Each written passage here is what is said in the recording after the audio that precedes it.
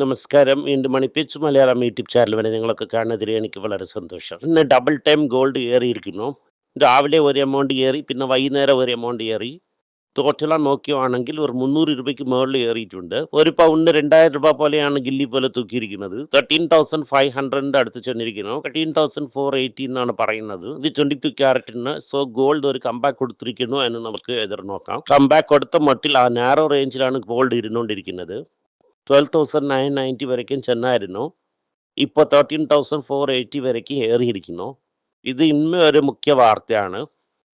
Market 33,500 ഇറങ്ങിയിരിക്കുന്നു.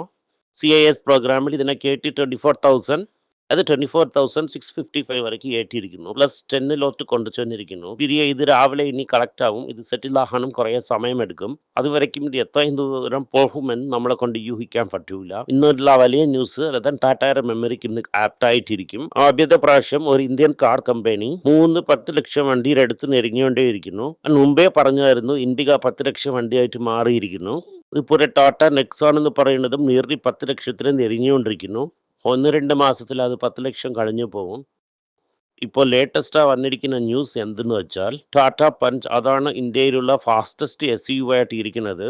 മാരുതിനെ ക്യാച്ചപ്പ് ചെയ്യാൻ പറ്റിയില്ല. Consistent നെക്സോണും XUVയും എഹർഡായിരിക്കുന്നു. ഇതാണ് ഇന്ത്യയിൽ ഫാസ്റ്റസ്റ്റ് ഗ്രോയിങ് സെഗ്മെൻറ്റ്. 8 ലക്ഷം വണ്ടി ക്രോസായി പോകുന്നു.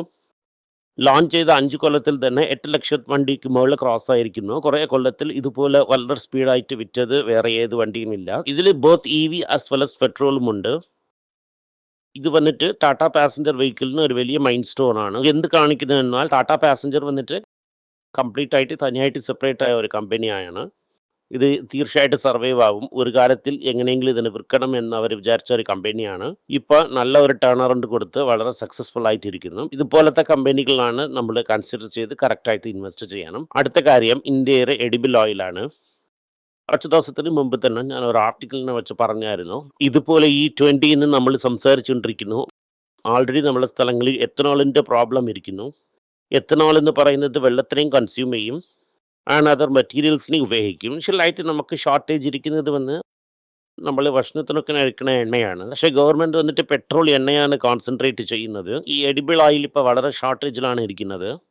അപ്പോൾ ഈ എൽനിനോ കാരണം നമ്മളെ സ്ഥലങ്ങളിൽ ഓയിൽ സീഡ്സ് കുറച്ചായിട്ടാണ് പ്രൊഡക്ഷൻ ആയിരിക്കുന്നത്. സോ നമ്മൾ പുറത്തു നിന്ന് അകത്തെടുക്കുന്നത് പോലെയാണ് സിറ്റുവേഷൻ ഇപ്പോൾ ആകുന്നു.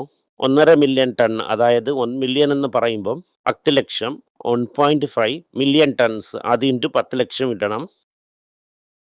ഇത്രയും ടണ്ണാണ് ഈ പ്രാവശ്യം അവർ ഇമ്പോർട്ട് ചെയ്തിട്ടുള്ളത്. മെയിനായിട്ട് ചീപ്പായിരിക്കുന്നെന്ന് പറഞ്ഞ് പാൽമോയിലാണ് വാങ്ങിയിരിക്കുന്നത്. മുമ്പേയൊക്കെ സൺഫ്ലവർ ആണ് വാങ്ങി വന്നത്. ഉക്രൈൻ റഷ്യ പോർ കാരണം നമുക്ക് സൺഫ്ലവർ ഓയിലിൻ്റെ ഷോർട്ടേജ് ഉണ്ട്. സോ നമ്മളിപ്പോൾ പാം ഓയിൽ വാങ്ങുന്നു. ഇപ്പോൾ വന്നിട്ട് ഇതിൻ്റെ വിലയും പാം ഓയിലിൻ്റെ വിലയും കൂടുവാണെങ്കിൽ ഇന്തോനേഷ്യയിൽ എത്തനോൾ പോലെ ബയോഡീസൽ എടുക്കും. ഈ ഹൈ വിലയിൽ ഈ രൂപയുടെ വിലവാശി നോക്കുമ്പോൾ ജൂലൈയിൽ 10 മാസം ഇല്ലാതെ അത്രയ്ക്കാണ് കൂടുതൽ നമ്മൾ വാങ്ങിയിരിക്കുന്നു. ഈ മാൺസൂൺ നമുക്ക് ഫെയിലിയർ ആണ്. ദിവാലി സമയങ്ങളൊക്കെ സ്വീറ്റ്സ് ഡിസ്ട്രിബ്യൂഷനൊക്കെ വളരെ പാടായിരിക്കും. ഇത് കാരണം വിലവാശിയൊക്കെ ഉയരും. പക്ഷേ ഞാൻ ഇത് ഒരുപാട് വട്ടം പറഞ്ഞായിരുന്നു. പക്ഷെ നിങ്ങൾ എന്ത് ചെയ്തു? ആട് വന്നിട്ട് കശാപ്പ് കടക്കാരനെ തന്നെ വിശ്വസിക്കും. LICയെക്കുറിച്ച് ഒരുപാട് വട്ടം നിങ്ങളുടെ അടുത്ത് പറഞ്ഞിട്ടുണ്ടായിരുന്നു. LIC സ്റ്റേക്കിന് വിൽക്കുവാണെങ്കിൽ എല്ലാം ഇറങ്ങുമെന്ന് ഞാൻ പറഞ്ഞായിരുന്നു. നിങ്ങളതിനെ വിശ്വസിച്ചില്ല. ബോണസ്, ഡിവിഡൻഡ്, സ്റ്റോക്ക് വേണമെന്ന് പെർഫോം ചെയ്യും എന്നൊക്കെയാണ് പറഞ്ഞ് വിശ്വസിച്ചിരുന്നത്. നിങ്ങളങ്ങനെ അമ്മേനെയാണ് വിശ്വസിച്ചിരുന്നത്. ഇന്ന് വില വന്നിട്ട് 389. 1:1 ബോണസ് കൊടുത്തു.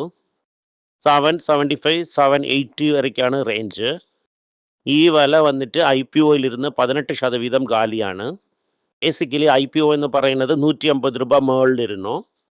നിങ്ങൾ LICയിൽ കാശിടുവാണെങ്കിൽ നിങ്ങൾ കാണാതെ പോവും. IPOയിലും കാശിടരുതെന്നാണ് നിങ്ങളുടെ അടുത്ത് ഞാൻ പറയുന്നത്.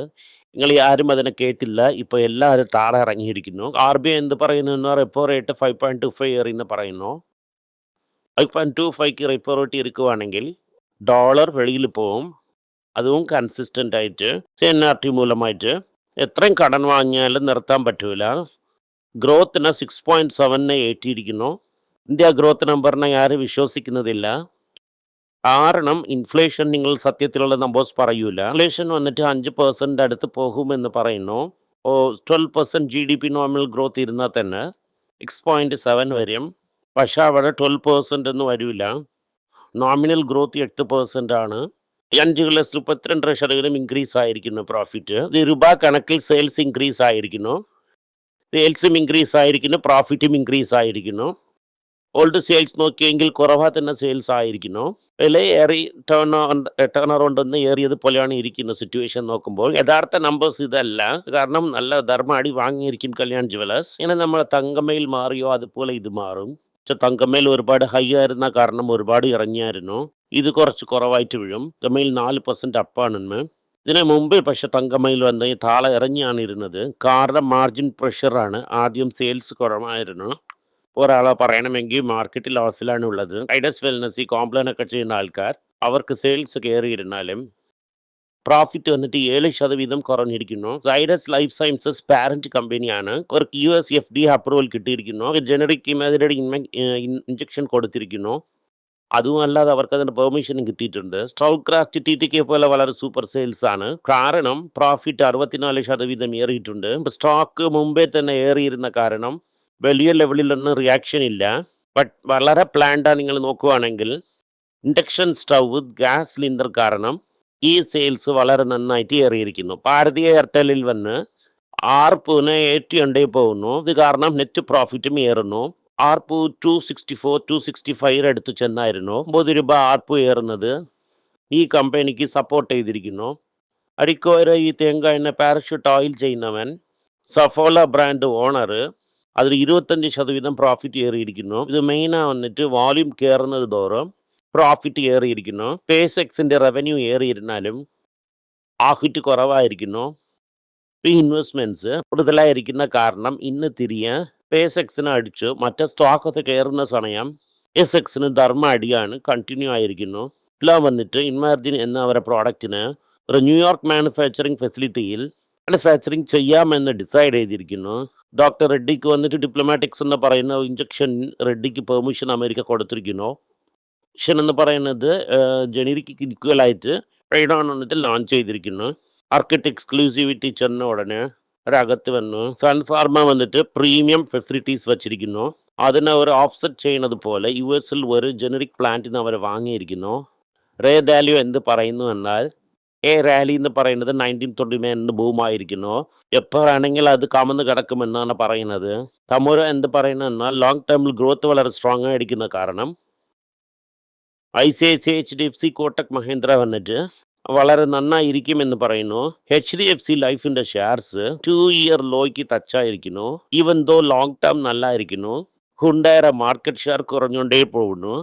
നാട്ടാന്മാരുടെ വരെ മുമ്പേ പോകുന്ന കാരണം അടുത്ത വർഷം 2027 2 മോഡൽ ഗുഡ് മാർക്കറ്റ് ഷെയറിനെ എടുക്കാൻ പോകണമെന്നാണ് പറഞ്ഞിട്ടുള്ളത്. മാർക്കറ്റ് ഷെയർ അടി വാങ്ങിയത് കാരണം അവരുടെ പ്രോഫിറ്റും അടി വാങ്ങിയിരിക്കുന്നു. അതുപോലെ മൈക്രോ ഫിനാൻസിങ് വന്ന് കോൺട്രാക്ടിങ്ങിനും അടി വാങ്ങിയിരിക്കുന്നു. മിസുൻ വളരെ അടിവാകുന്ന കാരണം റൂറൽ പിക്സിന് പേയ്മെൻറ്റ് തിരികെ വരുമാനം വളരെ ഡൗട്ടിലാണ് ഇരിക്കുന്നത്. AI ബബിൾ എന്ന് പറയുന്നത് ഒരു ബബിളാ ഇരിക്കുമോ ഇല്ലയോ എന്ന് കൂടെ അറിയാൻ പറ്റുന്നില്ല. AI കറക്റ്റ് ആവുമെന്ന് പറയുന്നു, പക്ഷേ എങ്ങനെയെന്ന് അറിയുന്നില്ല. ഇപ്പം അമേരിക്കയ്ക്ക് ജലദോഷം പിടിക്കുവാണെങ്കിൽ എല്ലാ സ്ഥലത്തിനും ന്യൂമോണിയ പിടിക്കും. അതിലും തീർച്ചയായിട്ടും ഇന്ത്യക്ക് ന്യൂമോണിയ പിടിക്കും. നന്ദി, നമസ്കാരം. എന്തെങ്കിലും നിങ്ങൾക്ക് സംശയമുണ്ട്, എന്നെ കോൺടാക്ട് ചെയ്യണമെന്ന് നിങ്ങൾ വിചാരിക്കുവാണെങ്കിൽ താഴെ കൊടുത്തിരിക്കുന്ന മെയിൽ ഐഡിക്ക് നിങ്ങൾ മെയിൽ അയക്കാം. ഞങ്ങളുടെ ടീം നിങ്ങളൊപ്പം കോൺടാക്ട് ചെയ്യും. Thank you. എല്ലാവർക്കും നമസ്കാരം. കൊച്ചുങ്ങളുടെ financial literacy book money for nothing എന്ന ഒരു 2ാമത് പാർട്ട്, ചെക്ക് എങ്ങനെയാണ് ഫില്ല് ചെയ്യണം, ഈ ഡെപ്പോസിറ്റ് ബില്ലൊക്കെ എങ്ങനെയാണ് ഫില്ല് ചെയ്യണം, ആശയം എങ്ങനെയാണ് എവോൾവ് ആയി വന്നു, ബാർട്ടറിൽ ഇരുന്ന് ഡിമോണിറ്ററൈസേഷൻ വരെയുള്ള കാര്യങ്ങളൊക്കെ കവർ ചെയ്തിട്ടുണ്ട് ഇതിൽ. ഇത് 10 മുതൽ 12 വയസ്സ് വരെയുള്ള കൊച്ചുങ്ങൾക്ക് ഇത് വളരെ യൂസ്ഫുൾ ആയിട്ടിരിക്കും. ഈ ബുക്കിന് ഇപ്പോൾ ഒരു സ്പെഷ്യൽ പ്രൈസിൽ 450 രൂപയ്ക്കാളെ കൊടുക്കുന്നു. നിങ്ങൾ ഇതിന് യൂസ് ചെയ്യാം. honeypage.com വെബ്സൈറ്റിനെ സബ്സ്ക്രൈബ് ചെയ്യാം. ഒരാഴ്ചയ്ക്ക് 4 പ്രീമിയം ആർട്ടിക്കിളും ഈ ആർട്ടിക്കിൾസ് ഒരു 10-15 ഇടുന്നു. ഇത് സബ്സ്ക്രിപ്ഷൻ മൂലം നിങ്ങൾ ഇതിനെ ഉപയോഗിക്കാം. ഒരു മാസത്തിന് വെറും 99 രൂപ മാത്രമാണ്. ഞാൻ പറയുന്ന കോൺസെപ്റ്റ്സിനൊക്കെ വളരെ എക്സ്പ്ലെയിൻ ചെയ്ത് നിങ്ങൾക്ക് മനസ്സിലാവുന്ന രീതിക്കാണ് ഇതിൽ ഇടുന്നത്. ഇത് നിങ്ങൾ വായിക്കുവാണെങ്കിൽ നിങ്ങൾക്ക് ഒരുപാട് പ്രയോജനം ഉണ്ടാകും. നന്ദി, നമസ്കാരം. കൊച്ചുമേക്ക് വേണ്ടി ഒരു പുസ്തകം ലോഞ്ച് ചെയ്തിട്ടുണ്ടായിരുന്നു. അത് വളരെ സക്സസ്ഫുൾ ആയിട്ടും പോയി. ആർക്കെങ്കിലും ആ പുസ്തകം ആവശ്യമുണ്ടെങ്കിൽ ഈ ടീമിനെ എനിക്ക് കോൺടാക്ട് ചെയ്യാം. താഴെ ഇരിക്കുന്ന നമ്പർ എന്നെ വിളിച്ചാൽ മതി. അല്ലെങ്കിൽ വെബ്സൈറ്റിൽ കോൺടാക്ട് ചെയ്യാം. ഇത് മൂലം ആ പുസ്തകം എനിക്ക് വാങ്ങാം. മറ്റ് പുസ്തകങ്ങളും അവൈലബിൾ ആണ്. അതുപോലെ തന്നെ വാട്സപ്പ് മൂലം നിങ്ങൾക്ക് വാങ്ങാം, അല്ലെങ്കിൽ വെബ്സൈറ്റ് ഉപയോഗിച്ചും നിങ്ങൾക്ക് വാങ്ങാം. നന്ദി, നമസ്കാരം.